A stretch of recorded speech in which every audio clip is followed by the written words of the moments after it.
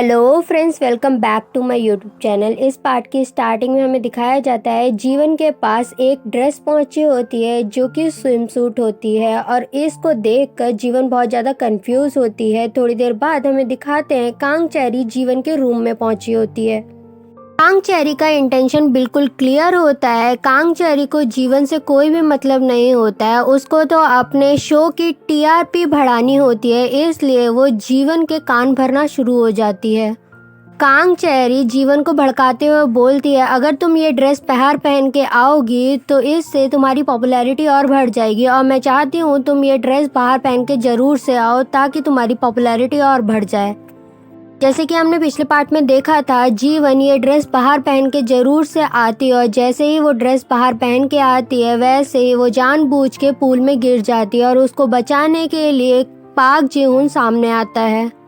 जैसे ही जीवन पूल में गिरती है वैसे ही कांग चेरी सारे कैमरामैन्स को बोलती है कि तुम जीवन के ऊपर फोकस करना स्टार्ट कर दो। यहाँ पर सारे कैमरामैन्स उसे चारों तरफ से घेर लेते हैं। ये देखते ही पाक जी-हुन कुछ भी नहीं सोचता है और तुरंत से पूल में कूद पड़ता है। सब लोग पाक जी-हुन से बहुत ज़्यादा कन्विंस हो चुके होते हैं। यहाँ पर यूरिम को भी समझ में नहीं आता है कि जीवन के साथ ऐसा कैसे हो गया। सब लोग इन दोनों को रियल कपल ही मान रहे होते हैं। अब हमें शाम का वक्त दिखाया जाता है जहाँ पर पाक जी-हुन और यूरिम साथ में बैठे होते हैं और आपस में बात कर रहे होते हैं। यहाँ पर बातों बातों में पाक जी-हुन यूरिम को कन्फेस कर देता है कि वो सिर्फ उसको फ्रेंड नहीं मान सकता है, अब वो उसको फ्रेंड से ज़्यादा मानता है। यूरिम पाक जी-हुन को कोई भी सीधा रिप्लाई नहीं देती है, मगर उसे ये बोलती है कि अभी मुझे अपने बेस्ट फ्रेंड की बहुत ज़्यादा ज़रूरत है, इसलिए मैं चाहती हूँ तुम मेरे बेस्ट फ्रेंड बन के ही रहो। अगले दिन का सीन दिखाया जाता है जहाँ पर सब लोग क्या क्या कर रहे हैं ये सब कैप्चर हो रहा होता है कैमरे में और सब लोग ब्रेकफास्ट कर रहे होते हैं और आपस में एक दूसरे के साथ बॉन्डिंग बढ़ाना शुरू कर देते हैं।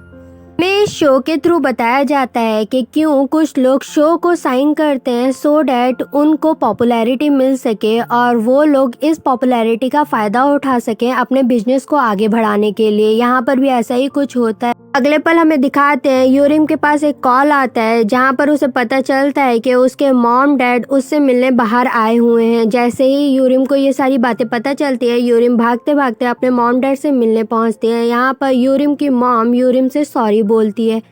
यूरिम की मॉम यूरिम से बोलती है, अगर मैंने तुम्हें फोर्स नहीं किया होता तो तुम इतनी जल्दी अपना डिसीजन नहीं बनाती और ना ही इतनी जल्दी शादी करने के लिए रेडी होती। अगले पल हमें जीवन को दिखाया जाता है जो कि पाक जी-हुन के हॉस्पिटल में पहुंची होती है। यहाँ पर वो पाक जी-हुन से बोलती है, मैं तुम्हारा टाइम थोड़ा बोरो करना चाहूँगी, क्या तुम मेरे साथ लंच करना पसंद करोगे? पाक जी-हुन जीवन के साथ लंच कर रहा होता है। यहाँ पर जीवन पाक जी-हुन को बोलती है, मैं चाहती हूँ कि शो में हम दोनों फ्रेंड्स की तरह रहें। अगर तुम्हें मेरी हेल्प की ज़रूरत है तो तुम सिर्फ और सिर्फ मेरा फ़ायदा उठा सकते हो, मुझे इससे कोई भी प्रॉब्लम नहीं होगी। जीवन की कोई भी बात पाक जी-हुन को समझ में नहीं आ रही होती है। यहाँ पर जीवन उसको साफ साफ बोलती है कि मैं तुम्हें बहुत ज़्यादा पसंद करती हूँ, मैं चाहती हूँ शो में सब लोग हम दोनों की ही बात करें, इसलिए अगर शो के दौरान तुम्हें मेरी कोई भी ज़रूरत पड़ेगी तो तुम मेरा फ़ायदा ले सकते हो। अगले पल हमें दिखाते हैं यूरिम की शादी में जिन लोगों ने भी जितने भी अमाउंट्स दिए होते हैं वो सब यूरिम अब वापस कर रही होती है। यहाँ पर सॉन्ग-वू यूरिम से बोलता है, आपको ये काम करने की ज़रूरत नहीं है, जिन जिन लोगों ने भी आपको पे किए थे आपकी शादी के लिए मैं उनको ये फिर से लौटा सकता हूँ आपके लिए। एक्चुअली कोरिया में एक ट्रेडिशन होता है, वो शादियों में पैसे देना ज़्यादा पसंद करते हैं। वो लोग कोई भी गिफ्ट देना ज़्यादा पसंद नहीं करते हैं। वही पैसे अब यूरिम उन लोगों को वापस लौटा रही होती है। अब हमें शाम का वक्त दिखाया जाता है जहाँ पर सब लोग अपनी क्वालिटीज़ बता रहे होते हैं कैमरे के सामने और ये सब रिकॉर्ड हो रहा होता है और सब लोग एक दूसरे से क्वेश्चन भी पूछ रहे होते हैं कि उनका आइडियल टाइप कौन है। लास्ट में हमारे जीवन और पाक जी-हुन की भी बारी आती है। यहाँ पर जीवन बातों बातों में पाक जी-हुन के बारे में सब कुछ क्लियरली बता देती है कि उसने एक लड़के को प्रपोज किया था और उसने उसको रिजेक्ट कर दिया था और वो और कोई नहीं बल्कि पाक जी-हुन ही है। यहाँ पर ये सारी बातें जानकर सब लोग बहुत ज़्यादा एक्साइटेड हो जाते हैं और जीवन से पूछने की कोशिश करते हैं, अगर तुम्हें दोबारा मौका मिलेगा तो तुम क्या दोबारा पाक जेहुन को प्रपोज करोगी। यहाँ पर जीवन कुछ भी सोचती नहीं है और बोल देती है कि हाँ, अगर मुझे दोबारा चांस मिलेगा तो मैं ज़रूर से ये काम करना पसंद करूँगी।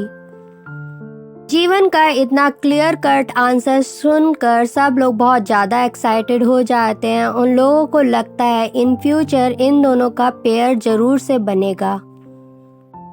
तो हमें अगले पल का सीन दिखाया जाता है। यहाँ पर इनवू दोबारा यूरिम से मिलने पहुंचा होता है। यहाँ पर वो अपने किए पर बहुत ज़्यादा शर्मिंदा होता है और यूरिम को मनाने की कोशिश कर रहा होता है। यहाँ पर यूरिम उसे साफ साफ शब्दों में बोल देती है कि मैं अब तुमसे दोबारा मिलना नहीं चाहती हूँ। यूरिम इनवू के सामने तो बहुत ज़्यादा बोल्ड बन रही होती है, मगर वैसे ही जैसे वो अंदर आती है वैसे ही वो रोना शुरू कर देती है। अगले पल हमें दिखाते हैं हमारा जो शेफ कैंडिडेट होता है वो एक फीमेल लीड के पास आता है जो कि शो में आई होती है। उससे बोलता है कि मैं तुमसे बात करना चाहता हूँ। यहाँ पर इन दोनों में थोड़ी बहुत बातें होती हैं और यहाँ पर शेफ उसे क्लियर शब्दों में बोल देता है कि मैं तुम्हें डे फर्स्ट से पसंद करता हूँ। यहाँ पर ये जो लड़की होती है उसकी नज़र पाक जेहुन पे जाकर अटक जाती है। वो यहाँ पर पूछने की कोशिश करता है कि क्या तुम्हें पाक जेहुन पसंद है। तो यहाँ पर वो बोलती है शेफ को कि हाँ, मुझे पाक जेहुन पहले से ही बहुत ज़्यादा पसंद है।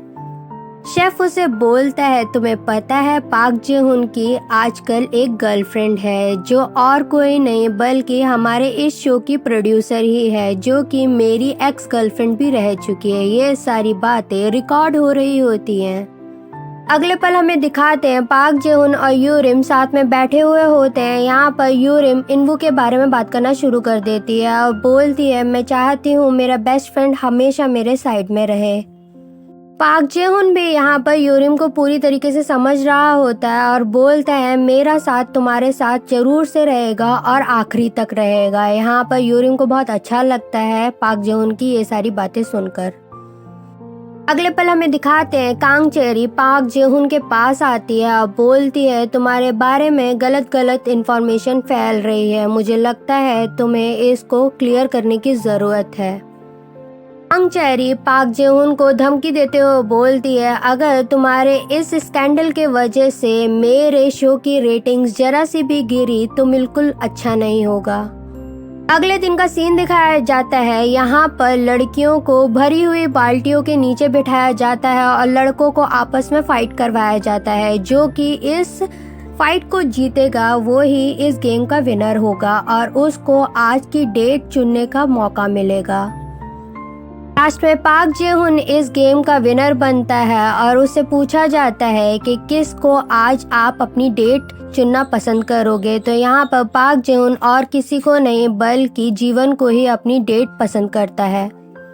लास्ट में बची हुई सारी लड़कियों के ऊपर पानी गिरा दिया जाता है। कांग चेरी यूरिम के पास पहुंचती है और उसे बोलती है कि मैं चाहती हूँ जो लोग भी सिलेक्ट हुए हैं डिनर डेट के लिए उनके लिए अगले एपिसोड को तैयार करने के लिए उन दोनों के बीच में किस होना जरूरी है। कांग चेरी ये सारी बातें अपने शो की टीआरपी बढ़ाने के लिए बोल रही होती है और यूरिम उसकी बात पे एग्री नहीं कर रही होती है।